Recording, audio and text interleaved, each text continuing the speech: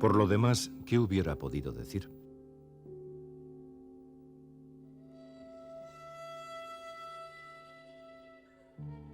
La costa occidental de Lanzarote se desarrollaba con uniformidad, desplegando unas rocas agrestes que desde las Azores comenzaban a resultar ya un poco monótonas.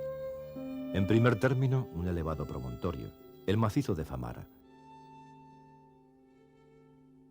Después, la costa, más baja, se cubre de cenizas volcánicas que forman un verdadero ejército de conos negros para llegar por fin a la playa quemada, cuyo nombre indica ya con bastante claridad que nada tiene de fértil. Por doquier la desolación. Por todas partes rocas áridas y tristes.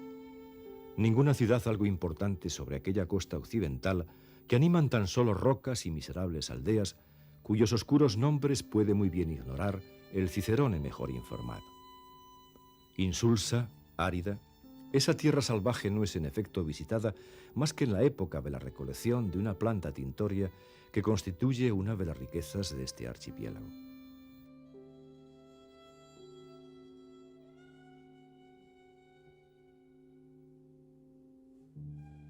Quien así escribe es el célebre novelista francés Julio Verne en una de sus últimas novelas, convertido en relator y cicerone circunstancial de un crucero de placer en el buque Seamow, costeando idealmente la isla de Lanzarote a finales del siglo pasado. Las imágenes punzantes de desolación e indiferencia no son relativas a la propia vida de Verne, escaso viajero como se sabe, sino sacadas de una guía turística alemana. A poco que se observen nos dan esa visión que de las islas suelen tener los europeos. Visión poco halagüeña que por entonces se encargarán de desmentir un puñado de antropólogos franceses, ellos sí, desplazados a conocer objetivamente la realidad canaria.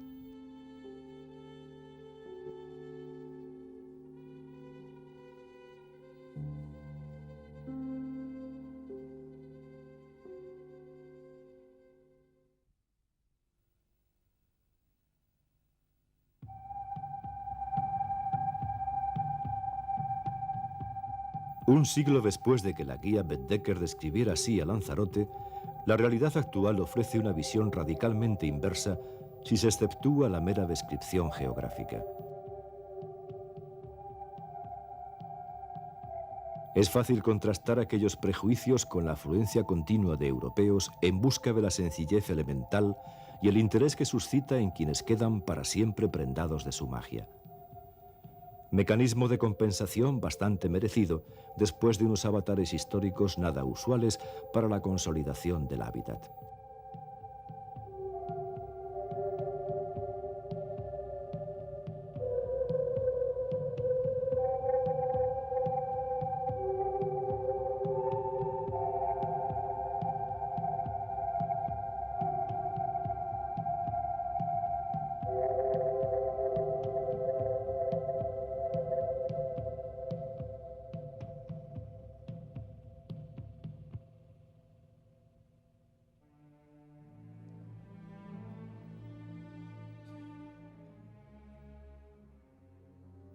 Pues la más oriental de las Islas Canarias es, después de los islotes, la primera que aparece en las derivas de procedencia norte. La primera que encuentra tanto el navegante desapercibido como aquel que trae objetivos claros y concretos.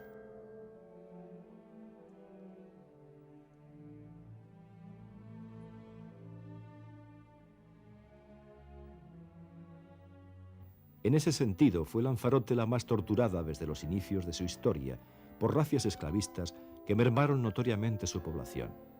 Además, están las dificultades achacables a la propia climatología del territorio. Sequías prolongadas, hambrunas que forzaban a la población a inmigrar a otras islas y la sorpresiva explosión volcánica en cadena que sume buena parte de la isla en un campo de lava y ceniza.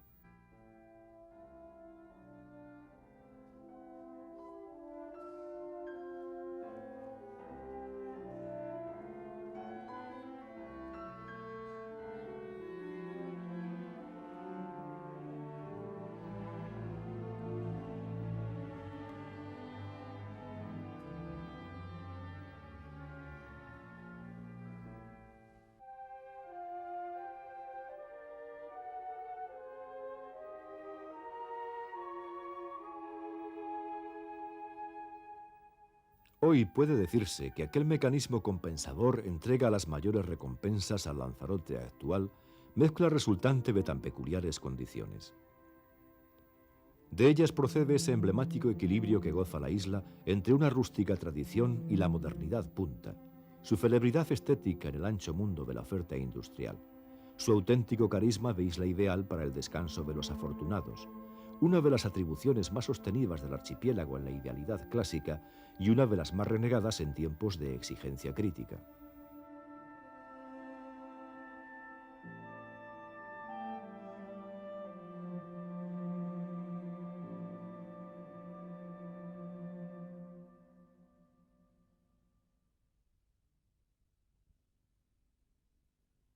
¿Qué isla tan peculiar es esta para dar el gran salto de un siglo a otro con el resultado que se conoce? Una más entre las Canarias si atendemos a su carácter geológico, aunque en este aspecto guarde un evidente paralelismo con la vecina Fuerteventura. Isla Llana, la menos montañosa del archipiélago, cuenta con su mayor elevación en las Peñas del Chache, con 670 metros en la banda del noroeste. La plataforma marina sobre la que se asienta esta superficie emergida de 836 kilómetros cuadrados es la misma sobre la que afloran los islotes que la rodean por el norte, principalmente la Graciosa.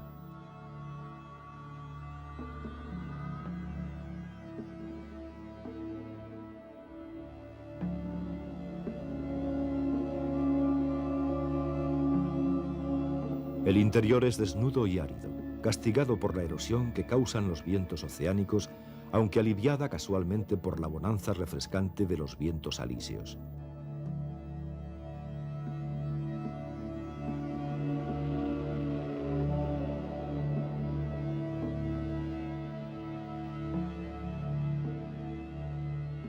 Paisaje que es el que vieron los siglos mientras sobre él tenía lugar la adaptación agrícola, floral y faunística que aportaron sus colonizadores definitivos.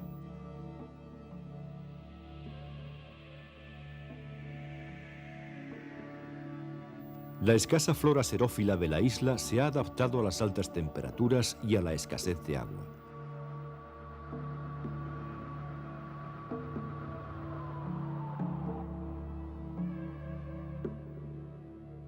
De esta adaptación han tomado nota los agricultores en sus métodos de acondicionamiento de la tierra labrantía.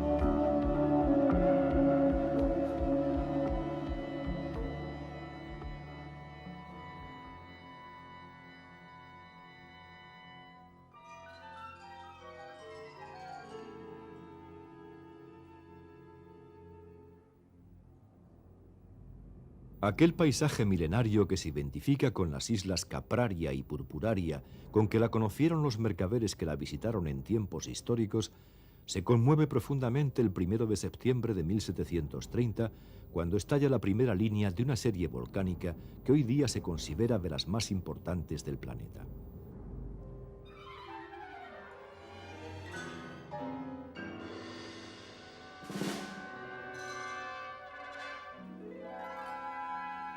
Valiosísimo resulta el testimonio del cura de Yaiza de esa época, don Andrés Lorenzo Curbelo. Dice la relación que dejó escrita que en aquella fecha, entre las 9 y las 10 de la noche, se escuchó un estruendo sordo y desgarrador que sacudió el pueblo hasta los cimientos. La tierra se abría en profundas grietas de las que se levantaban columnas de fuego de varios cientos de metros, un denso y acre humo de azufre, cenizas que nublaban el cielo, mientras cruzaban los campos terroríficas lenguas de lava que lo iban quemando todo.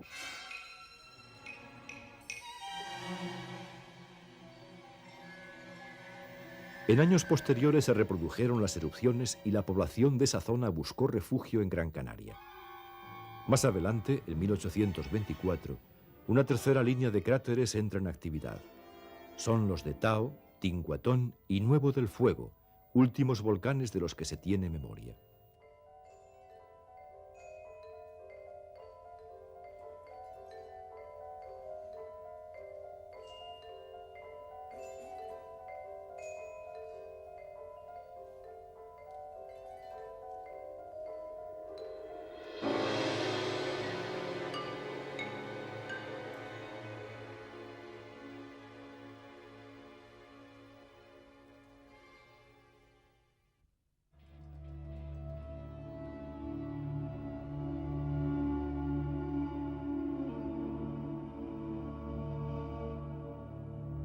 El vulcanismo, en tan amplio alcance territorial, significa para Lanzarote una decisiva transformación de parte del paisaje existente, pues el hábitat queda trastornado.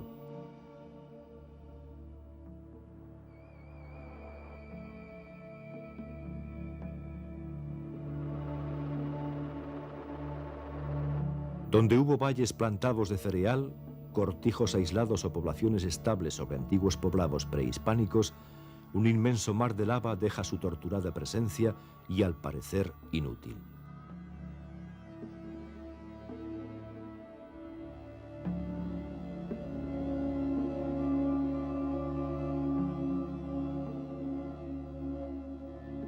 Sucede entonces otra cadena de adaptaciones agrícolas y biológicas de nuevo cuño que convierten el lugar en un laboratorio vivo del conocimiento geomórfico y biológico.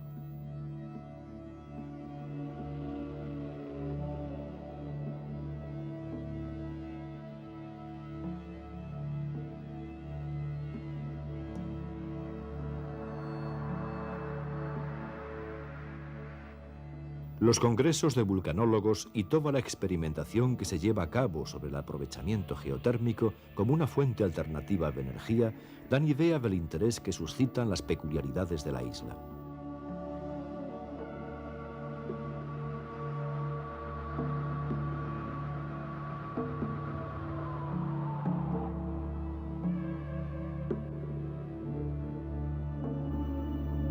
¿Quiénes habitaron primeramente este suelo?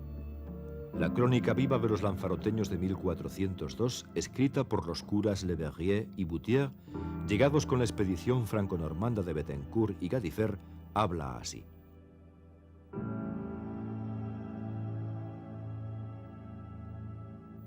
Los habitantes son gentes hermosas. Los hombres van desnudos, aparte una capa por detrás que cae hasta las corvas y no se muestran avergonzados de sus miembros. Las mujeres son hermosas y andan vestidas decentemente con grandes túnicas de pieles que llegan hasta el suelo. La mayor parte de ellas tiene 3 maridos y sirven por mes. Y el que debe tenerla después lo sirve todo el mes que el otro la tiene, y siempre hacen así, cada uno a su turno. Las mujeres crían muchos hijos muy hermosos y graciosos y son blancos como los nuestros, pero se ponen tostados al viento por falta de vestidos.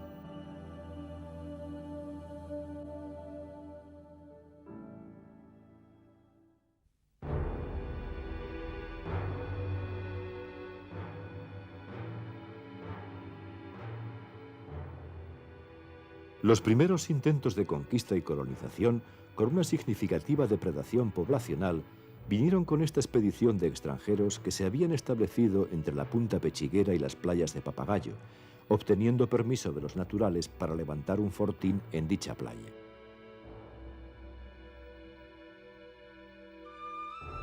Allí lo hicieron, donde su pomposo castillo del Rubicón no pasó de ser una modesta torre vigía para que los ballesteros francos y normandos vigilaran el horizonte, y su nombrada catedral de San Marcial del Rubicón, una pobre ermita donde decir misa y bautizar a los aborígenes.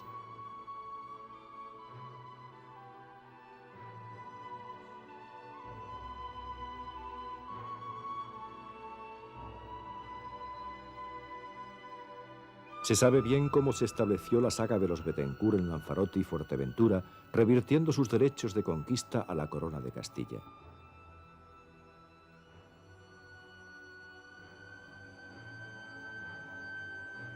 Lo que se desconoce es la suerte del esforzado capitán y cortesano Gadifer de la Salle después de su malandanza en Lancelot, Fuerteventura y Lobos con la mala fortuna de haberse oscurecido su papel en la conquista hasta su vindicación actual.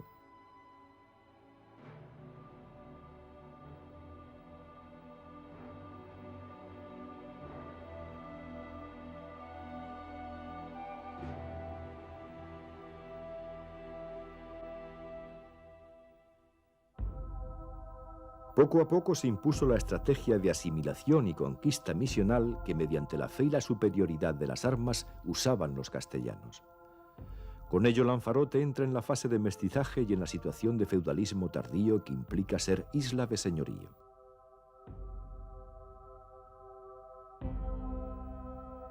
El mestizamiento empieza desde los estratos más altos, pues no por casualidad los condes de Lanzarote, señores de la isla, descenderán de una princesa indígena llamada Teguise, hija de Guadafrá y nieta o bisnieta del gran Zonzamas.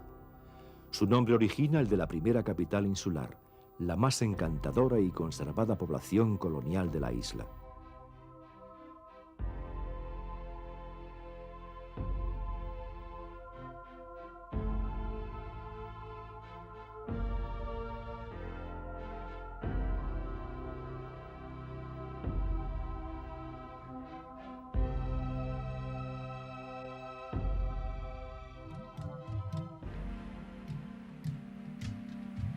Alrededor de la gran aldea indígena que allí cerca existía, llamada por los cronistas Acatife, como alrededor de otras poblaciones, fueron recibiendo los recién llegados repartimientos de tierra en pueblos y villas que conservarían su nominación original.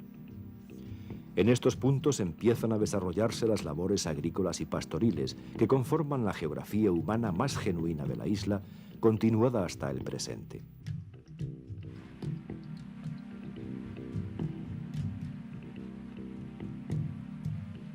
Cabras y camellos cruzan regularmente su paisaje, y ese viento de Lanzarote, que al decir del escritor surrealista Agustín Espinosa, busca retórica inútilmente, apuñetea el éter, se descoyunta en el vacío.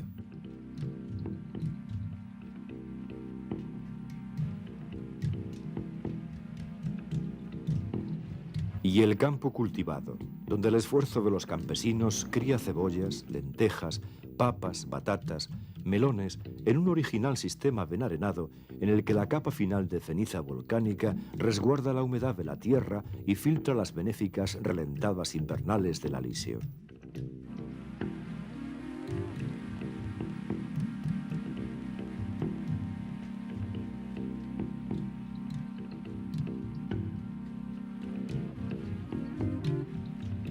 A la captación del agua de lluvia en gavias y maretas, al pastoreo nómada y a las labores de la cosecha, dedicaba la mayoría de la población conejera sus trabajos y sus días, tras épocas de exóticos monocultivos como fue la cochinilla, producto tintorio tan buscado como lo fueran las especias.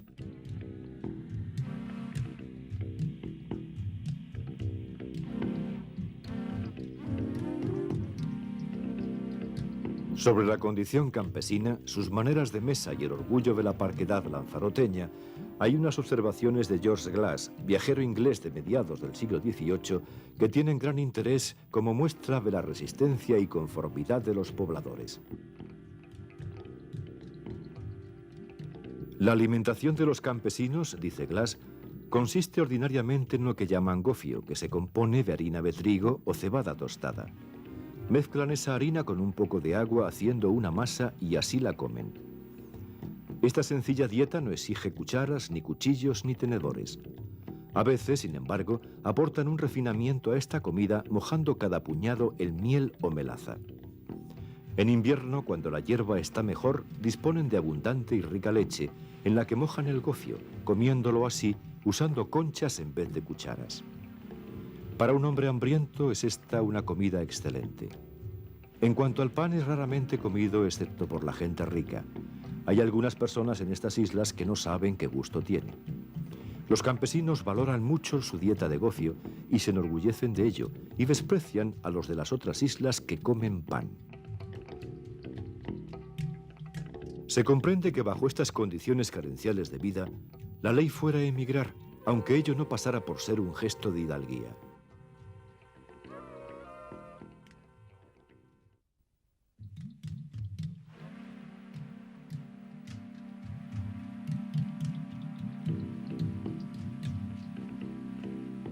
La introducción del turismo en Lanzarote ha significado una aceleración evolutiva muy marcada en todos los órdenes para los conejeros, que es como se llama también a los naturales de la isla. Ello se debe a la situación de doble aislamiento que tenía la misma a causa de sus escasas comunicaciones, sufriendo una condición de isla menor o periférica, y también por la falta de una estructura relacional con Europa en lo comercial y económico.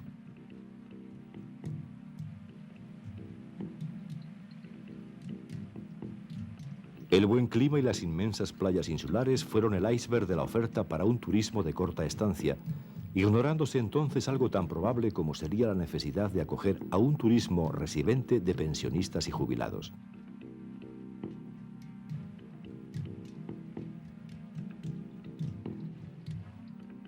Hoy está probado que el turismo residencial puede desequilibrar las previsiones y que por otro lado la situación climática queda aminorada por el cambio que en esta materia afecta también a las islas.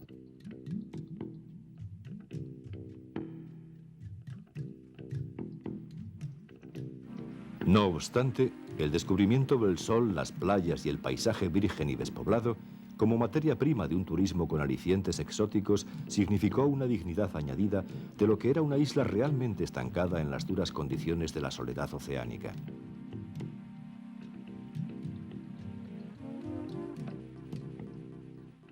En ese sentido, Lanzarote parece ser un laboratorio donde en principio se actuó correctamente en los ingredientes, aunque con una incorrección progresiva en las proporciones a emplear. Se trataba tan solo de conservar al máximo ese aire rústico y provinciano de la isla pobre, hasta lograr que entre el urbanismo de las zonas turísticas y el hábitat campesino hubiese las mínimas diferencias, al menos en lo tocante a su aspecto externo. Se consigue así una realidad industrial que ha cambiado la vida económica sin cambiar básicamente la sociocultural, mediante una depuración estilística y un acondicionamiento equilibrado de su espacio vital.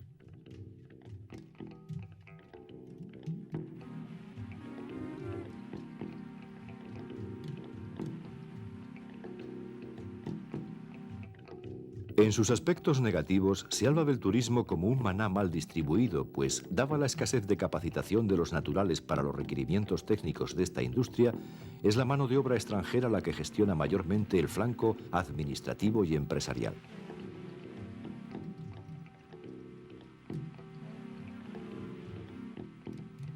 Un punto de imprevisibles consecuencias culturales sería ese desajuste poblacional que se pronostica, cuando dentro de unos años haya en Lanzarote mayor número de europeos residentes que de lanzaroteños nativos.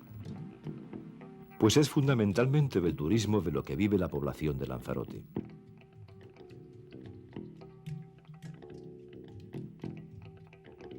Su presencia está muy localizada en las zonas de costa, las cuales han visto acelerar su cansino ritmo de vida como antiguas aldeas de pescadores al paso de los viajeros.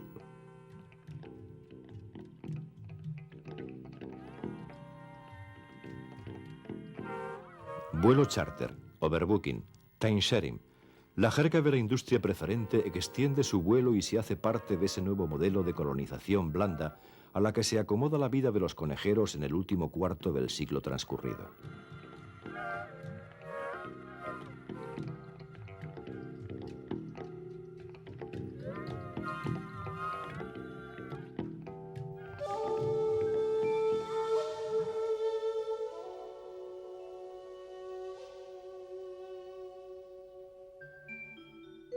La oferta, hábilmente diversificada para incluir los placeres de la naturaleza costera, tanto como los del tormentoso interior, puede llevarnos a la recoleta caleta de Famara, a Arrieta o por el contrario a la cosmopolita costa de Teguise o al puerto del Carmen.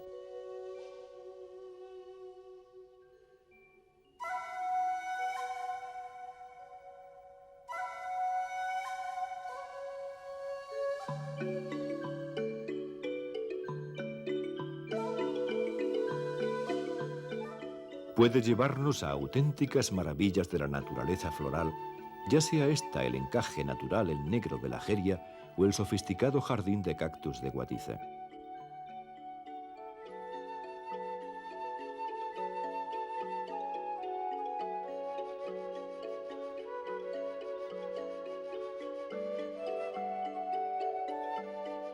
Placeres de naturaleza paisajística se nos ofrecen desde el mirador conquistado en el abrupto farallón del río sobre una espléndida panorámica de la costa noroeste.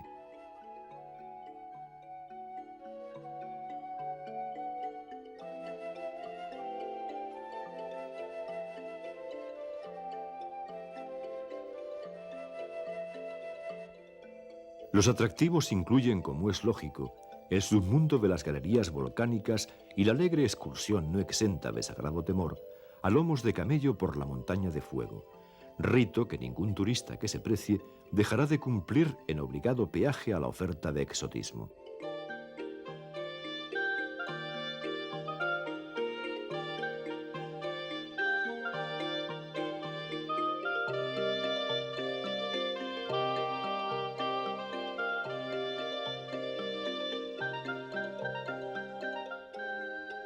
Este espacio de ocupación lúdica y relajada da paso a veces a otros donde se desarrolla la cultura selectiva, habiéndose acondicionado en los jameos del agua un auditorio especialmente sugerente para manifestaciones musicales clásicas o de vanguardia de categoría mundial.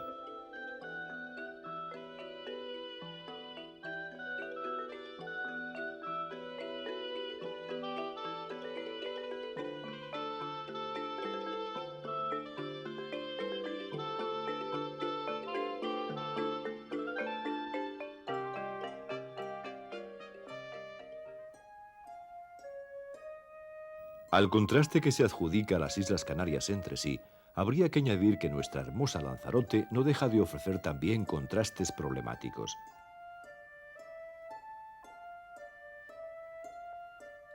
A la sencillez con decoro que ofrecen las casitas encaladas de blanco y con puertas y ventanas verdes sobre el paisaje interior de la isla, esa reordenación natural hecha perfeccionismo de la mano de César Manrique, habría que oponer el urbanismo salvaje y tercermundista de su capital, Arrecife.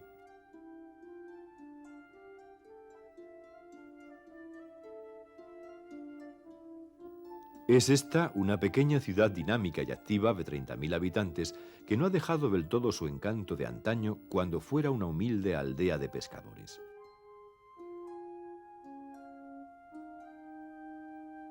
El viajero puede encontrarse de inmediato en la calle Real, centro neurálgico de la población antigua, con la intimidad de sus callejuelas y modos de vida que recuerdan bastante la serenidad provinciana con que no hace tanto tiempo se vivía en otras capitales insulares. Esta arteria vital, convertida por el empuje demográfico y económico del turismo en zona comercial y bancaria, guardaba hasta hace poco el encanto de su presencia colonial intacta.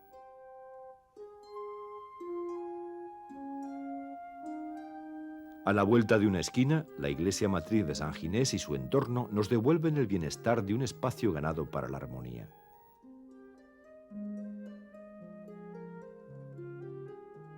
La estructura actual data del siglo XVIII, aunque parece que ésta se asentaba en una ermita que levantaron monjes y misioneros durante la conquista castellana.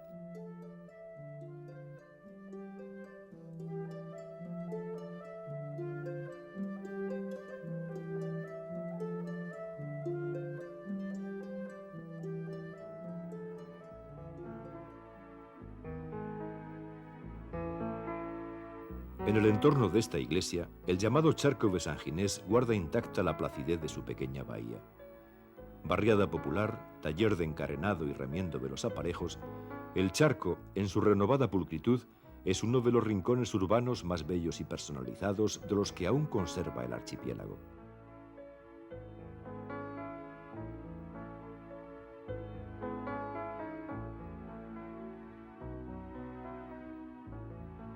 Vale la pena sentarse en la orilla junto a las barcas para descubrir íntegramente el sabor local en la claridad de sus mañanas y seguir acaso el flujo y reflujo del agua de las mareas bajo el puente que cruza su único acceso con el Atlántico.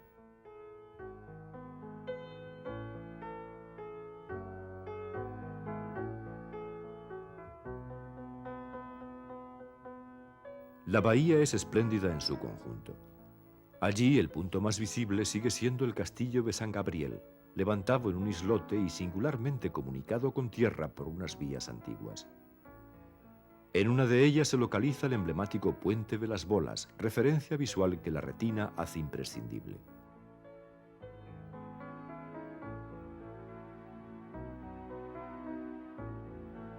Construido a finales del siglo XVI, reinando Felipe II, sería asaltado y quemado poco después por el corsario Morato Arráez, con una resistencia empecinada por parte de sus defensores. De las mujeres se cuenta que prefirieron quitarse la vida antes que acabar esclavas de un serrallo berberisco, que tal había sido el destino histórico de tantos insulares raptados por los invasores como el más expeditivo botín.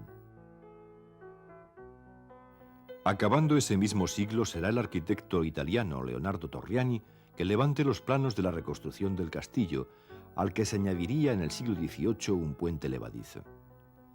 Lugar que guarda memorialmente los cañones que alejaron con diversa fortuna los asaltos corsarios, defendiendo ese humilde bastión de costa que fue arrecife hasta hace poco, considerando que la villa beteguise detenta la capitalidad hasta 1852.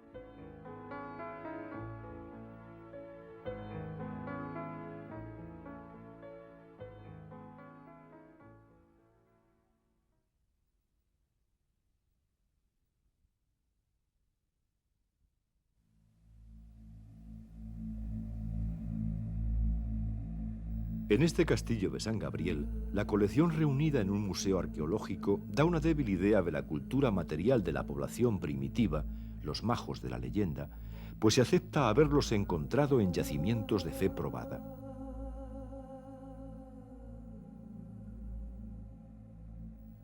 Son recuerdos de ese pueblo pastor y cerealista.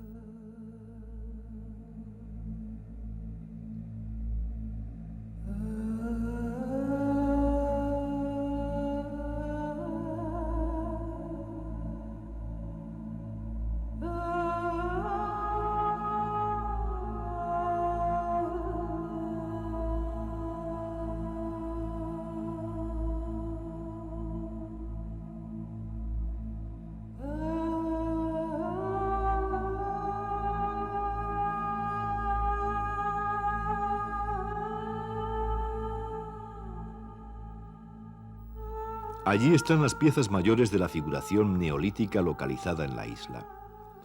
Estas figurillas humanas o zoomórficas fueron sus signos tutelares.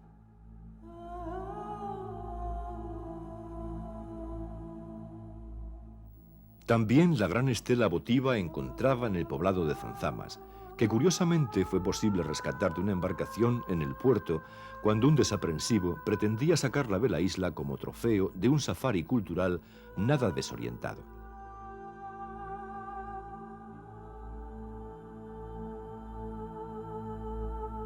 En su rígido dibujo circular no hay duda de que se trata de un objeto cultural de simbología solar y carácter femenino, pues es el sol el gran dador de vida para la población de Titirogaca, como denominaban los antiguos a este territorio. Lo que venía a significar la colina roja, acaso por algún cono volcánico arcaico que se convirtió en emblema referencial.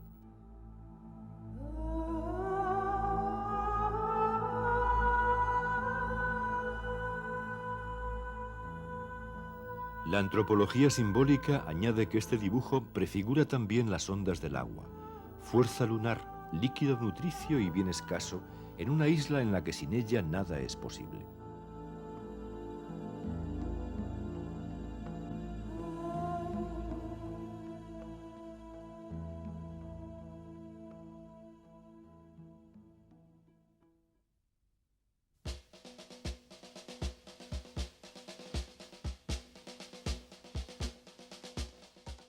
También comparece ese animal toténico del mismo poblado de Zanzamas, esa cabra o cerdo o animal indeterminado que apenas se adivina en rústica semejanza dado el excesivo esquematismo de la pieza.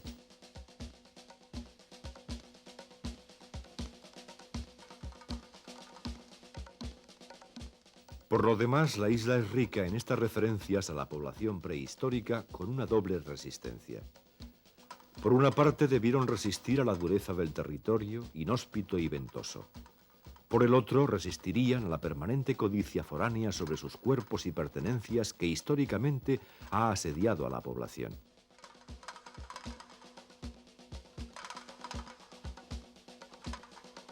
Cuentan las crónicas que incluso 2 hijos del rey Zonzamas fueron capturados como esclavos por una expedición arribada a finales del siglo XIV y vendidos en tierra firme.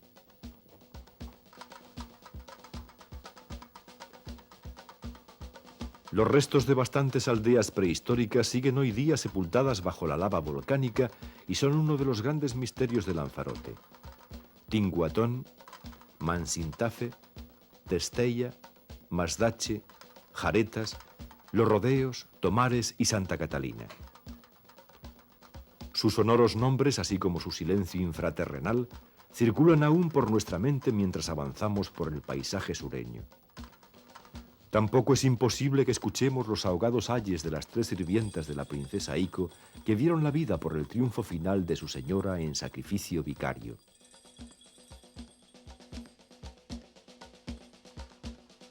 Pero esto sucedería más al norte, donde habrían sucedido los hechos de la leyenda. Por suerte, el mayor asentamiento llamado Acatife o la Gran Aldea de Zonzamas quedó fuera de la voracidad magmática y espera el momento en que los arqueólogos la liberen del olvido, poniendo en disfrute y salvaguardia su contenido esencial.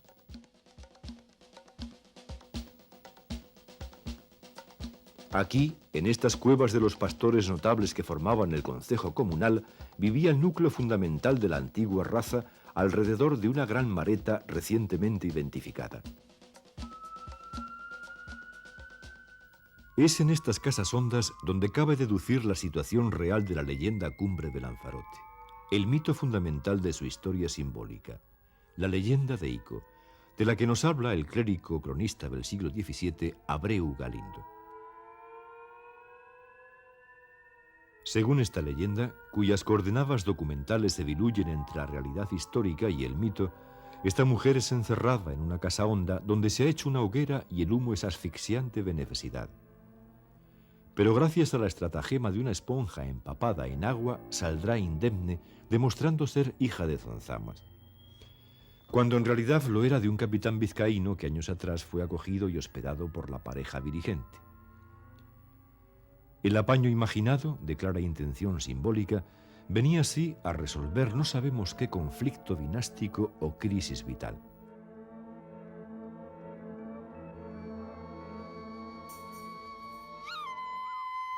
El mito histórico con mayor potencial sigue siendo el de la princesa Ico, asunto que el artista cerámico Juan Brito recrea en barro con ingenua dignidad, formando el conjunto escultórico resultante una meritoria obra de arte popular.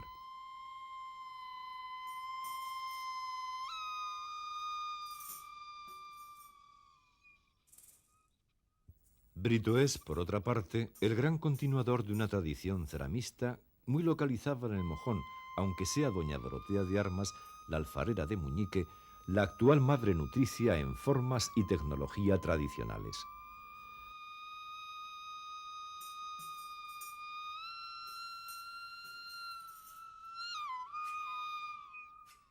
A pesar de la creencia en que la pareja escultórica conocida como los novios del Mojón, esquemáticos y fuertemente sexuados, obedece a algún cruce simbólico entre novios, nada parece ser más falso.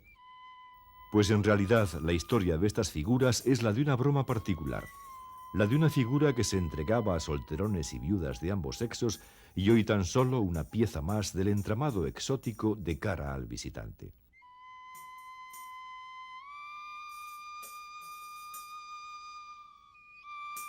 De alguna campesina se cuenta aún haber recibido con este objeto tal afrenta en público que se trancó en la casa toda la vida y solo la sacaron muerta. En nombre del Padre, del Hijo, del Espíritu Santo, amén. Criatura de Dios, yo te juro y te ensalmo en el nombre de la Santísima Trinidad, con Dios Padre, con Dios Hijo, con Dios Espíritu Santo. La galería de singularidades míticas nos lleva a las averruntadoras y sanadoras que ejercían sus habilidades mediante amuletos, a las parteras remediadoras de crías que vienen mal, a los cantadores y verseadores célebres, como es el caso de Víctor Fernández, a las parrandas, ranchos de ánimas y bailes festivos.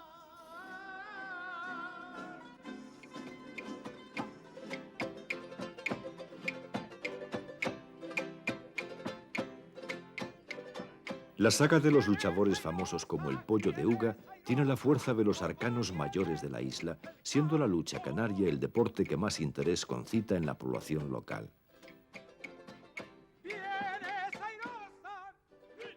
A estas y a otras parecidas peculiaridades de la tierra conejera han dedicado páginas sus más ilustres literatos. Ángel Guerra, Agustín de la Hoz o Leandro Perdomo. A sus páginas se vuelve siempre que se desee recrearse en la esencia memorial de los trabajos y los días transcurridos en esta isla.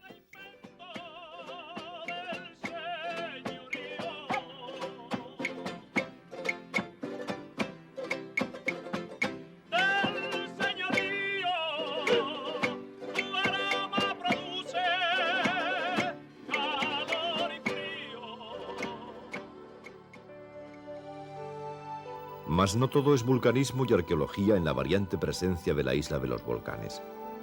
Pues Lanzarote aún conserva rincones encantadores cuyo atractivo reside, si no tanto en la virginidad del territorio, si al menos en la natural dedicación que le han dado los habitantes, siguiendo el ritmo de sus soluciones tradicionales.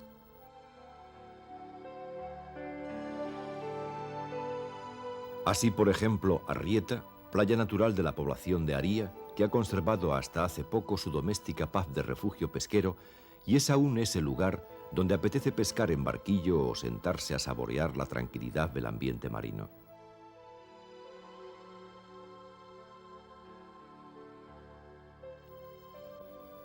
Lugares como este están lejos del aire estandarizado que un nuevo modelo de urbanismo turístico termina por imponer homologando las zonas costeras.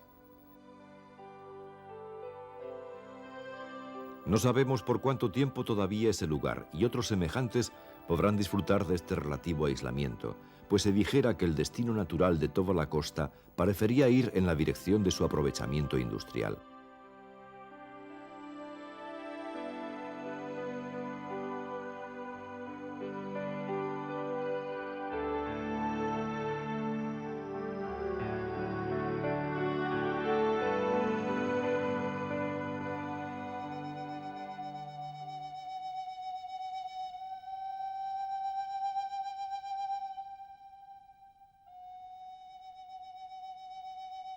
Para encontrar la naturalidad residencial de los habitantes de la isla habrá que ir, por ejemplo, a Aría, recoleto lugar de solo 3.000 habitantes desperdigados en los casi 150 kilómetros cuadrados de su extensión municipal.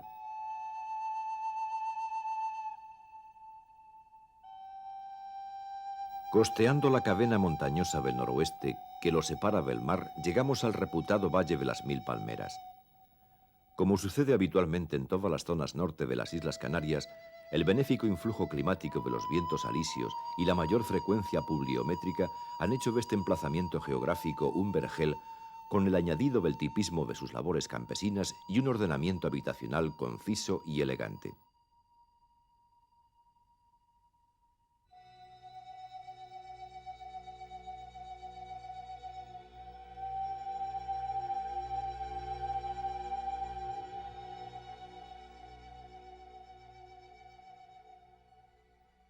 Pobre idea dan estas 1.000 palmeras del eslogan de aquel otro inmenso bosque que existió antaño en el lugar, muy mermado a través de los siglos por los incendios que causaron ataques piráticos sufridos a lo largo de toda la costa.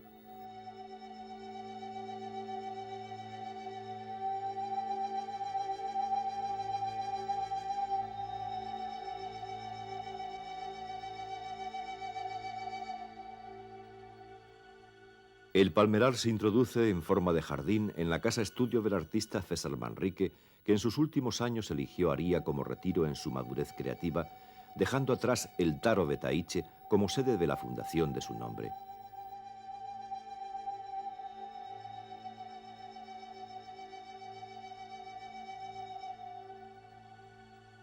Allí las continuas visitas de turistas y curiosos de la maravilla y un rédito relacional al que le obligaba su amplia fama apenas lo dejaban concentrarse en su actividad primera, la pintura.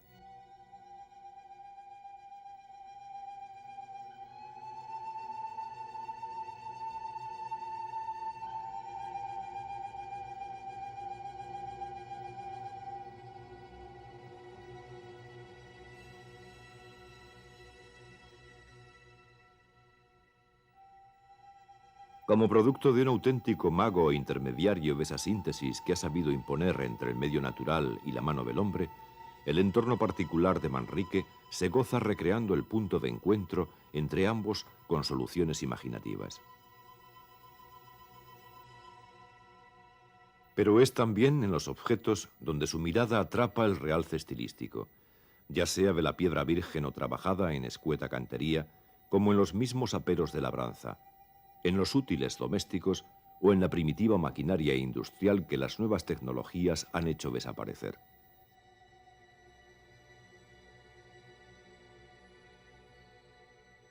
En tal sentido, el trabajo de Manrique sobre el paisaje y la vivienda campesina parece una alianza muy lograda entre la memoria valorativa del pasado y la interpretación selectiva de un artista moderno que se adelanta a la estética de su tiempo.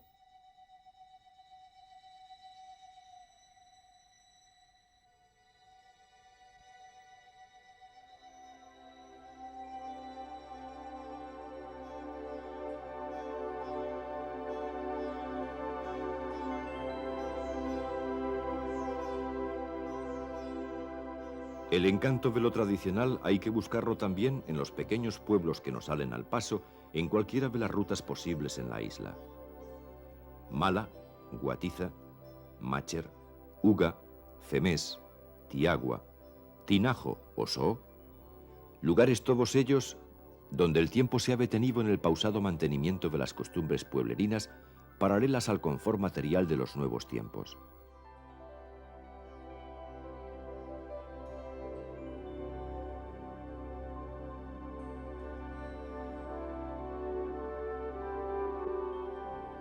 También está Playa Blanca en el extremo sur de la isla, a pesar de haber perdido bastante su reciente aspecto de aldea de pescadores, convertida de pocos años para acá en una reserva para guiris, según se diría coloquialmente entre lo descriptivo y lo mordaz.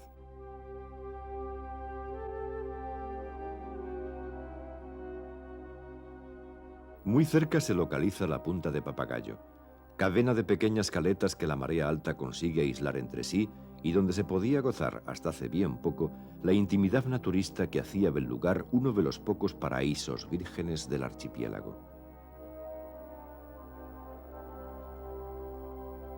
Hoy día las tranquilas playas de Papagayo, frente a un mar turquesa de ensueño, están seriamente amenazadas por la vecindad avasallante del asfalto y el urbanismo salvaje que fuera más allá de un límite prudente, el marcado a la altura del Castillo de las Coloradas. Pues una vez asfaltado y urbanizado este rincón, se estará dañando el microclima que protege su equilibrio.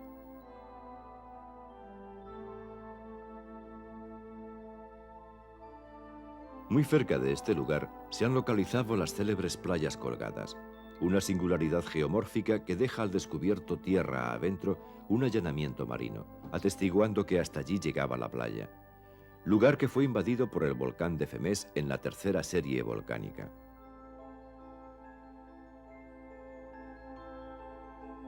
En esas playas colgadas, con una longitud de hasta 80 metros, duermen fósiles marinos del Precuaternario, gigantescas valvas de moluscos e inéditos saurios.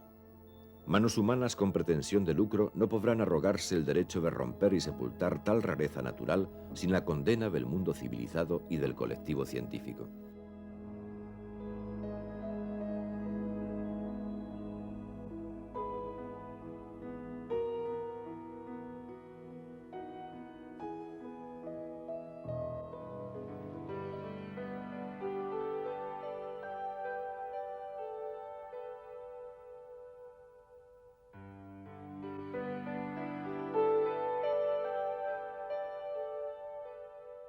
En esta relación de alertas ecológicas, si alguna parte del territorio lanzaroteño se hace imprescindible proteger en su estado primigenio, ese lugar sería La Graciosa, el mayor de los islotes que rodean la isla en su flanco noroccidental, el denominado archipiélago Chinijo por sus reducidas dimensiones.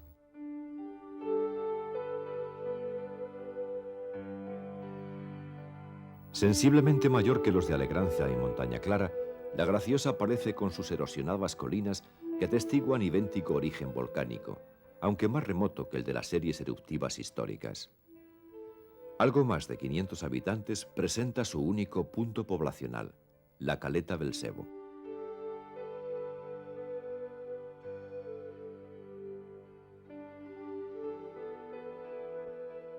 Al igual que el islote de Lobos, también aquí fondearon las naves que seguían la deriva sur-suroeste buscando las islas de mayor volumen y nombradía.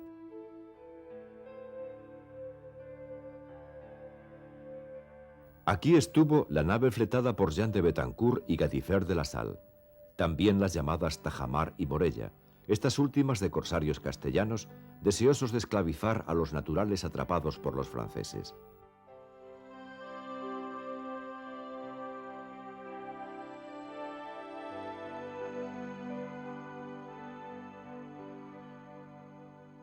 ¿Fueron normandos, portugueses, genoveses o mallorquines quienes nombraron al islote de este modo?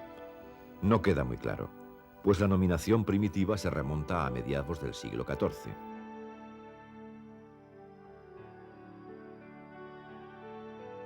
Pero en el caso de la Graciosa no cabe duda de que el bautizo se basó en sus atributos más evidentes, esa gracia y descansado garbo que presenta su contorno desértico.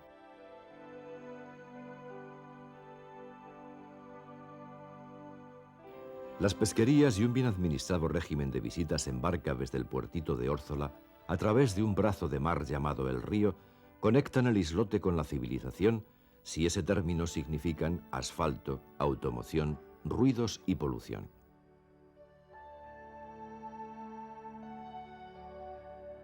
Pues la Graciosa desconoce el alquitrán y los aparcamientos, la prisa y la competitividad.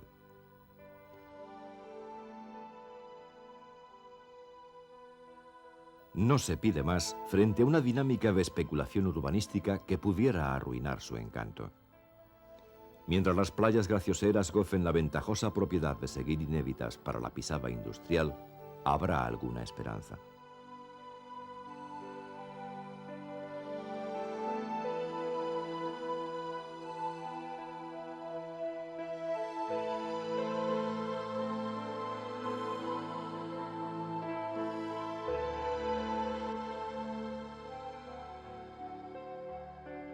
Es preciso, pues, que la industria turística disponga de un mecanismo de control para evitar su fracaso, pues este arrastraría el de un modelo económico del que tanto se depende.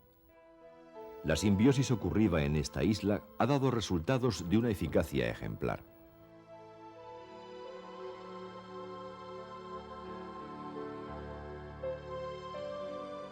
Que Lanzarote pueda guardar su carisma de isla de la armonía, del descanso y la disponibilidad comunicativa y relacional es lo más deseable, siguiendo esa lección de tolerancia, respeto y dignidad que fue el punto de partida.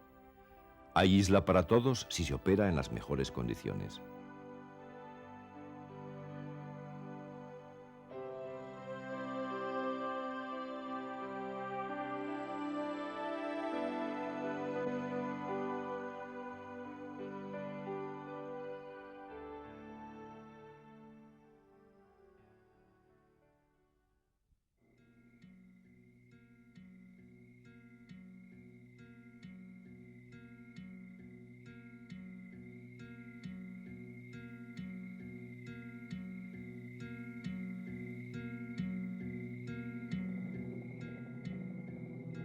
Los volcanes duermen.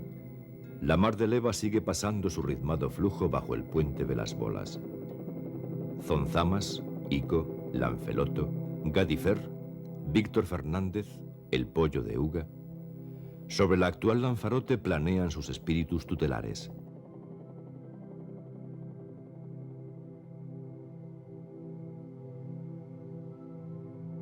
La memoria futura deberá conocer tan solo fuera la vaga sombra de tanta belleza atrapada por el océano, respirando hondo en su corteza magmática.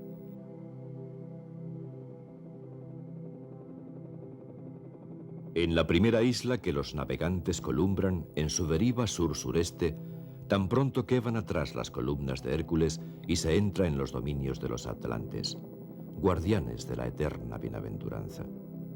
Mito de origen de aquellos majos de la leyenda, cuya mirada sigue alerta y relajada en la pupila del lanzaroteño contemporáneo.